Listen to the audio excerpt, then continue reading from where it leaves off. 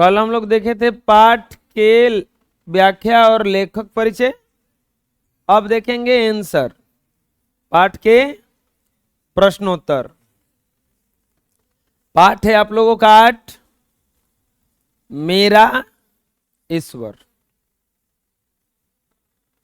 पहला कह रहा है क्वेश्चन कि मेरा ईश्वर मुझसे नाराज है। कभी ऐसा क्यों कहते हैं कि जो मेरा ईश्वर है वो मुझसे नाराज है? कभी ऐसा क्यों बोल रहे हैं? उनको कैसा लग रहा है, ऐसा क्यों लग रहा है?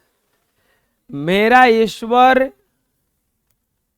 मुझसे नाराज है कभी इसलिए कहता है, चुप, इसलिए कहता है क्योंकि वह दुखी न रहने का निश्चय कर चुका है।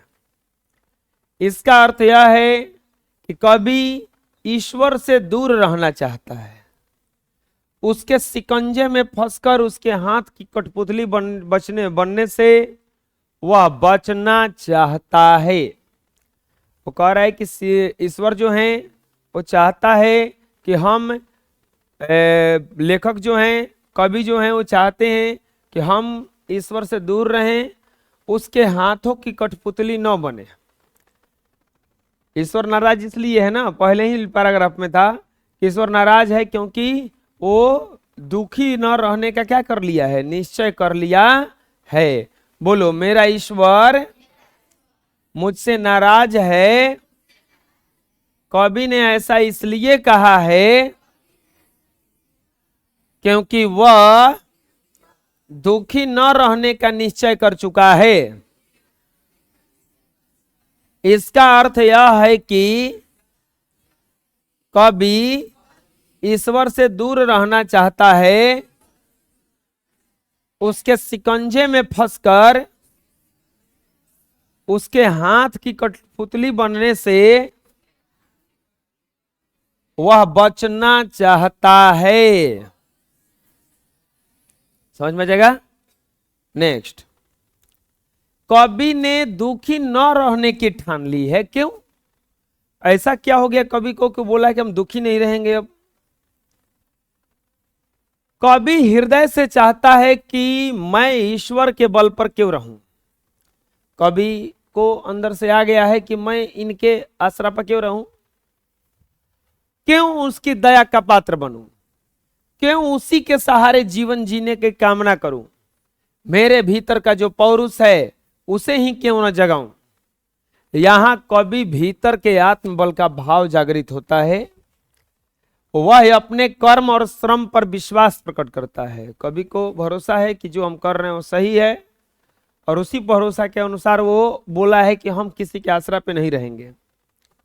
कवि जानता है कि जो व्यक्ति प्रभु के शिकंजे में चला जाता है उसे निकलना मुश्किल हो जाता है।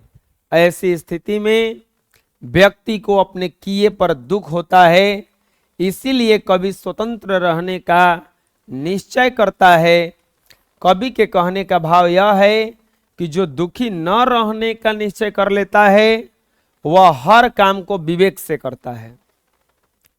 कवि ये दिखाना चाहता है कि हम दुखी नहीं रहेंगे, क्योंकि दुखी तभी आदमी होगा जब किसी पर आसरा करेगा। कवि कहना चाहता है कि हम किसी पर भरोसा ही नहीं करेंगे, किसी पर आसरा ही नहीं करेंगे। जब आसरा नहीं करेंगे तो आत्मबल जागृत होगा कि करना तो हम ही को है सब कुछ। तो ये कह करके भाव जागृत करना चाहता है। वो जानता है कि अगर हम ईश्वर यानी कि बड़े लोगों के शिकंजे में चले जाएं तो फिर उससे निकलना क्या हो जाएगा, मुश्किल हो जाएगा। इसीलिए शुरू से ही वो अपना आत्मबल जगा करके अपने आप को आत्मनिर्भर बनाना चाहता है। बोलो, कवि हृदय से चाहता है कि मैं ईश्वर के बल पर क्यों रहूं, क्यों उसकी दया का पात्र बनूं, क्यों उसी के सहारे जीवन जीने की कामना करूं। मेरे भीतर का जो पौरुष है उसे ही क्यों न जगाऊं। यहां कवि के भीतर आत्म बल का भाव जागृत होता है। वह अपने कर्म और श्रम पर विश्वास प्रकट करता है, कवि जानता है कि जो व्यक्ति प्रभु के शिकंजे में चला जाता है उसे निकलना मुश्किल हो जाता है। ऐसी स्थिति में व्यक्ति को अपने किए पर दुख होता है। इसीलिए कवि स्वतंत्र रहने का निश्चय करता है। कवि के कहने का भाव यह है कि जो दुखी न रहने का निश्चय कर लेता है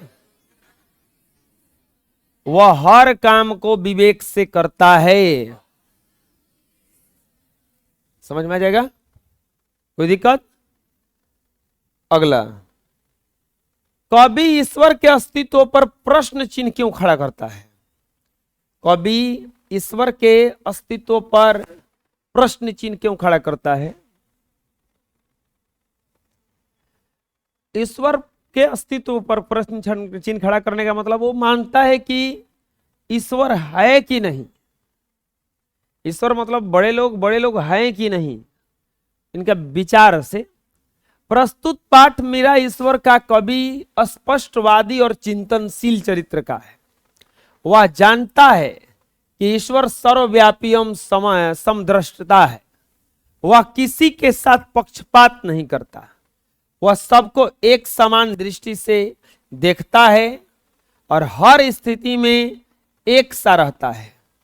लेकिन जो ईश्वर भेदभाव की दृष्टि से मनुष्य को देखता है अथवा मनुष्य के साथ असमान व्यवहार करता है वह ईश्वर कैसे कहला सकता है? कवि का मानना है आज ईश्वर भी स्वार्थी हो गया है। वह स्वार्थ पूर्ति के लिए मनुष्य से वैध अवैध सारा काम करवाता है। मनुष्य को अपने हाथ की कठपुतली बनाए रखता है और अपना उद्देश्य पूरा करता रहता है। इन्हीं कारणों से कवि ईश्वर के अस्तित्व पर प्रश्न चिन्ह खड़ा करता है। कवि को लग रहा है कि ईश्वर का अस्तित्व ही नहीं है। क्यों नहीं है? क्योंकि ईश्वर वो होता है जो सबको समान दृष्टि से देखता है। सबको समान दृष्टि से देखता है, चाहे धनी हो, गरीब हो, गोरा हो, काला हो, नाटा हो, लंबा हो। लेकिन ये जो ईश्वर है, जिस ईश्वर का बात कर रहे हैं, वो ईश्वर भेदभाव करता है, हर किसी के साथ समान व्यवहार नहीं करता है। तो इसलिए बोलता है कि वो ईश्वर है भी है या नहीं है। बोलो, प्रस्तुत पाठ में मेरा ईश्वर का कवि स्पष्टवादी और चिंतनशील चरित्र का है। वह जानता है कि ईश्वर सर्वव्यापी एवं समदृष्टा है। वह किसी के साथ पक्षपात नहीं करता। वह सबको एक समान दृष्टि से देखता है और हर स्थिति में एक सा रहता है। लेकिन जो ईश्वर भेदभाव की दृष्टि से मनुष्य को देखता है अथवा मनुष्य के साथ असमान व्यवहार करता है वह ईश्वर कैसे कहला सकता है? कवि का मानना है कि आज ईश्वर भी स्वार्थी हो गया है। वह स्वार्थ पूर्ति के लिए मनुष्य से वैध अवैध सारा काम करवाता है तथा मनुष्य को अपने हाथ की कठपुतली बनाए रखता है और अपना उद्देश्य को पूरा करता है। इन्हीं कारणों से कवि ईश्वर के अस्तित्व पर प्रश्न चिन्ह खड़ा करता है। समझ में जाएगा? नेक्स्ट, कवि दुख को ईश्वर की नाराजगी का कारण क्यों बताता है? कभी जो भी दुख आता है उसको बताता है कि ये ईश्वर उसका नाराज है, इसीलिए दुख आ रहा है। बात सही है। कुछ भी दुख पड़ता है तो भाई भगवान आप क्या कर दिए, आपको ऐसा नहीं करना चाहिए था, आप हमारे साथ ही ऐसा क्यों किए। कभी ईश्वर के अर्थ में समाज के प्रभुत्वशाली वर्ग को समाज में दुख और पीड़ा देने का कारक बताया है। भारतीय समाज की बनावट ही ऐसी है कि जो संपन्न और सामंती भावना से ग्रसित वर्ग के हैं वह आम आदमी के प्रगति में बाधक है। उसको उसके कुचक्रों और षड्यंत्रों के जाल में आम आदमी पीड़ित शोषित है। इस प्रकार कवि उपरोक्त पंक्तियों के परम ब्रह्मा परमेश्वर को दुखी के दाता के रूप में व्याख्या किया है। दुख की घड़ी में व्यक्ति अधीर हो जाता है और अपने कर्म पथ से चूक जाता है, जिसके कारण वह अनुचित को भी उचित मानकर उसके पीछे दौड़ने लगता है। कभी ईश्वर तो बताइए कि ईश्वर में वो भगवान को नहीं, बड़े बड़े लोगों को कहा है। वो बोल रहा है कि जो दुख का कारण है ये सब प्रभुत्व समाज है। अब सोचो एकाएक रिचार्ज सब महंगा हो गया, सब लोग दुखी हुआ, फिर दुखी होके चलिए ना रहा हो सही। तो कभी ये बड़े लोगों को ही है, कौन बतिया रहा है रे, कभी बड़े लोगों को ही सबसे ज्यादा वो दुख का कारण बताया है। हर चीज ये लोग परेशान करते रहते हैं। भारत समाज की बनावट ही ऐसी है कि जो सुखी संपन्न है वो सामंती भावना से ग्रसित वर्ग है, वो आम आदमी के प्रगति में हमेशा बाधक होता है। बड़े लोग छोटे लोगों के प्रगति चाहते ही नहीं है, नहीं चाहते हैं कि कोई भी गरीब अमीर होके, क्योंकि फिर वो गरीब वो भी अमीर कैसे कहलाएगा। उसके कुचक्रों और षड्यंत्रों के जाल में आम आदमी पीड़ित और शोषित है। 1.5 GB डेटा मिलता है ना रोज, जिसको आम आदमी खत्म करना चाहता है क्योंकि पैसा लगा है। क्या सोच रहे हो, ये काहे देता है इतना हल्का, काहे किया 1.5 GB सस्ता काहे किया कि फंसे रहो इसी में, चलाते रहो, चलाओ चलाओ, तभी तो नौकरी नहीं मांगने आओगे। यूट्यूब पे सरकाते रहो वीडियो सब ऐसे, इससे ये देख लिया अब आगे, ये देख लिया आगे, ये देख लिया आगे। 50 को होने के बाद थक गए, फिर थक के रखे, फिर उठाए गए, अरे फिर थक गए। बोलो, कभी ईश्वर के अर्थ में समाज के प्रभुत्वशाली वर्ग को जो समाज में दुख और पीड़ा देने का कारक है को माना जा सकता है। भारतीय समाज की बनावट ही ऐसी है कि जो संपन्न और सामंती भावना से ग्रसित वर्ग हैं वह आम आदमी के प्रगति में बाधक है। उसके कुचक्रों और षड्यंत्रों के जाल में आम आदमी पीड़ित और शोषित है।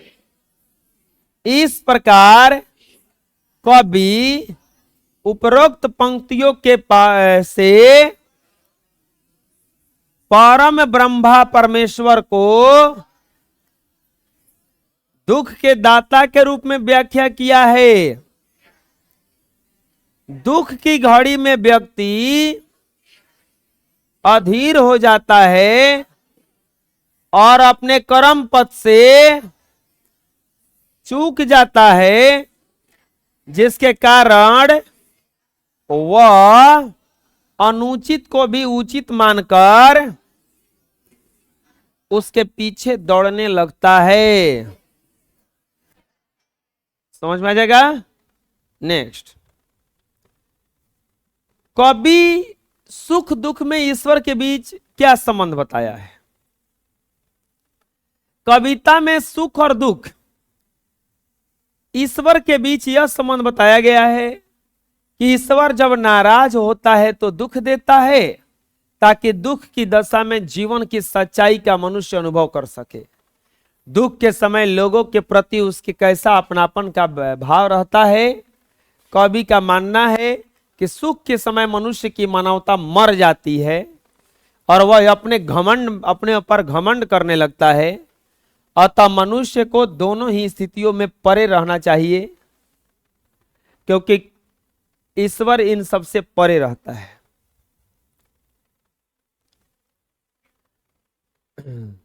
एक आदमी था, भगवान के पास गया मंदिर में, भगवान को जाके खूब खिसिया रहा था कि तू यहाँ पड़ा रहता है, दुनिया में प्रलय हो जाता है, तू यह करता कोची है, हैं? तुमको रोकना नहीं है, तू काहे लीजे बैठा है? सब कितना कांड हो रहा है, कितना चोरी हो रहा है, अरे तुमको रोकना चाहिए जाके। भगवान जी पता नहीं क्या हुआ, वो बोले कि तू सब कुछ संभाल लेगा। हाँ, सब कुछ कर लेंगे, हम हैंडल कर लेंगे, हमको दो तो मौका। बोले कि देखना, बोला हाँ संभाल लेंगे। बोले कि चला तू ही बैठ, हम जा रहे हैं। वो सच में दे दिए उसको और वापस चले गए। लेकिन 2 दिन के बाद वापस आएंगे हम, 2 दिन संभालना। लेकिन एक हिदायत दिए कि कुछ भी करना सोच समझ के करना। अरे जाइए ना, हम सब संभाल लेंगे, आपकी जैसा बैठे रहेंगे हम। एक व्यापारी आया और आ करके प्रणाम करके गया, तनिए उसका पैसा का बंडल गिर गया। वैसे पैसा का बंडल गिर गया। आदमी को देखा, आदमी देख रहा है, छोड़ दिया, कुछ नहीं बोला। अगले दिन ठीक उसके बाद एक आदमी आया और उसको पैसवा का बंडल मिल गया। उसको पैसवा का बंडल मिल गया और वो पैसवा लेके चला गया। थोड़ा देर बाद एक और आदमी आया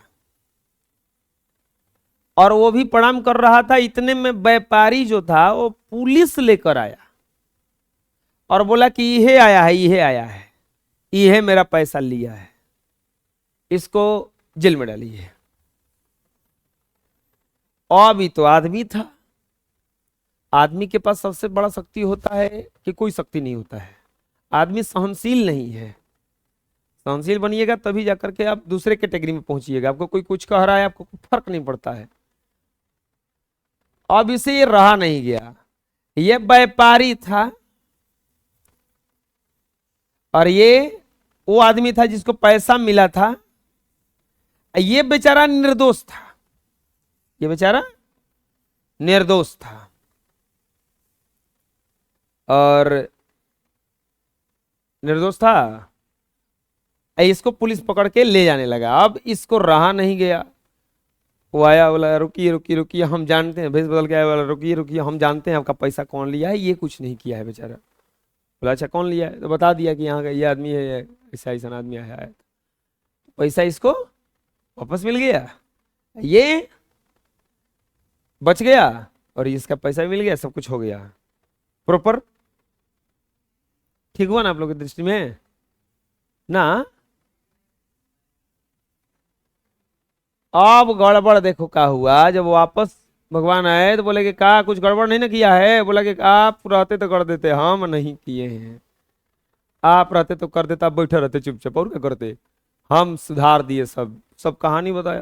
बोले कि रुक रुक रुक, हम तो नहीं देख रहे हैं क्या हुआ। इस व्यापारी के पास पैसा का कोई कमी नहीं था। उतना पैसा भूल गया तो समझ लो समुद्र में से एक बूंद पानी निकल गया। ठीक, इसको कोई फर्क पड़ने वाला। लेकिन इसके लड़की का शादी था, एक बहुत गरीब था बेचारा, के पास पैसा नहीं था। वो ये पैसा से अपनी लड़की का क्या कर देता? शादी कर देता। और इसको जेल में जाना जरूरी था क्योंकि ये मछुआरा था। ये जा रहा था समुद्र में। आज समुद्र में आने वाला था तब जबरदस्त तूफान। 30 ससुरा जेल में रहता तो बच जाता, ये समुद्र में मर गया। ये गरीब था, इसका भी तू चौपट करा दिया सब कुछ। ये जो पैसा तू दिलवाया है इसको, इसको पैसा की कमी नहीं है। ऐसा नहीं एक 100 बंडल भुला जाए तो इसको कोई प्रॉब्लम होने वाला नहीं है। तू सही कहाँ कुछ किया, तो सब चौपट कर दिया आके। तो कुछ सिचुएशन ऐसा भी आता है, ऐसा भी हो सकता है। मतलब वही कहा गया है इस कविता में कि कुछ भी होता है सही के लिए होता है। कवि का मानना है कि घमंड करने लगता है। कवि कबीर ने भी कहे हैं कि सुख में सुमिरन सब करे, दुख में करे न कोय। जो सुख में सुमिरन करे तो दुख काहे का होए। बात तो सही है, सुख में सुमिरन सब करे। सुख होता है ना, सुख जब सब कुछ प्रॉपर चलता है। दुख में सुमिरन ये उल्टा लिखा हुआ है जी। यहाँ पे दुख होना चाहिए, यहाँ पे सुख होना चाहिए। दुख में सुमिरन सब करे, सुख में करे न कोई। दुख जब आता है तो सब कहते हैं हे भगवान हमको बचा लीजिए, हे भगवान हमको बचा लीजिए। सुख होता है भगवान का गली में रहते हैं आप, उनको पता नहीं है हमको। अगर सुख में भी सुमिरन कीजिएगा तो दुख काहे का हो। ये अप्लाई हो सकता है आप लोगों पर भी। टेस्ट होता है चाहे परीक्षा होता है, उस समय सब कुछ पढ़ने लगता है, अब पढ़े के बाप पढ़े के बाप पढ़े के बाप। और नहीं क्यों हो तो चुपचाप बैठल बा घरे। पहले ही से पढ़ के बैठी तू तो वो समय ओकरा उतना कष्ट होइत ना होइत, तो उहे बतिया होता है। अतः सुख और दुख में ईश्वर के बीच गहरा संबंध बताया गया है। आशय स्पष्ट करें कि मेरा देवता मुझसे नाराज है क्योंकि जो जरूरी नहीं उसे त्यागने की कसम खा ली है। आशय स्पष्ट करने का मतलब होता है कि बताइए इसका मतलब क्या है। प्रस्तुत पंक्तियां मेरा ईश्वर पाठ से ली गई हैं, जिसके लेखक लीलाधर जगूड़ी हैं। इन पंक्तियों के माध्यम से कवि ने यह स्पष्ट करने का प्रयास किया है कि यद्यपि उसके पास सुख के साधन नहीं है, फिर भी उसने दुखी न रहने की ठान ली है। तात्पर्य यह है कि कवि सुख दुख दोनों में को समान दृष्टि से देखता है। साथ ही वह कोई ऐसा काम नहीं करना चाहता जिससे उसके हृदय पर या मन पर चोट पहुंचे। वह सहजता के साथ अपना जीवन व्यतीत करना चाहता है, क्योंकि सहज जीवन जीने वालों के लिए सुख दुख दोनों एक समान होते हैं। फलतः उसके मन में राग विराग की भावना उत्पन्न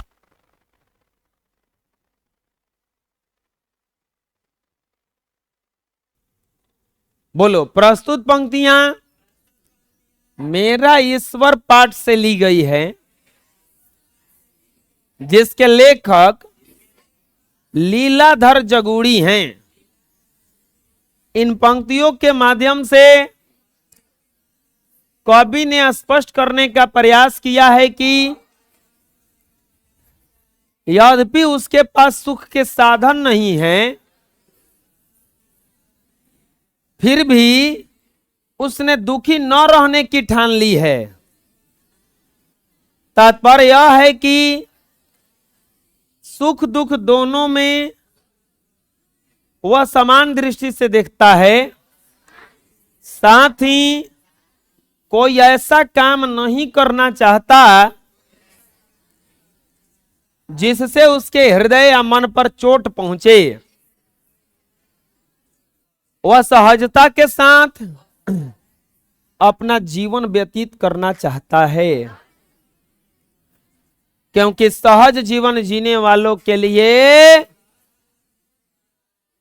सुख दुख दोनों एक समान होते हैं। फलतः उसके मन में राग विराग की भावना उत्पन्न नहीं होती है। इस तरह से ये पाठ जो है एक्सरसाइज 8 खत्म हुआ।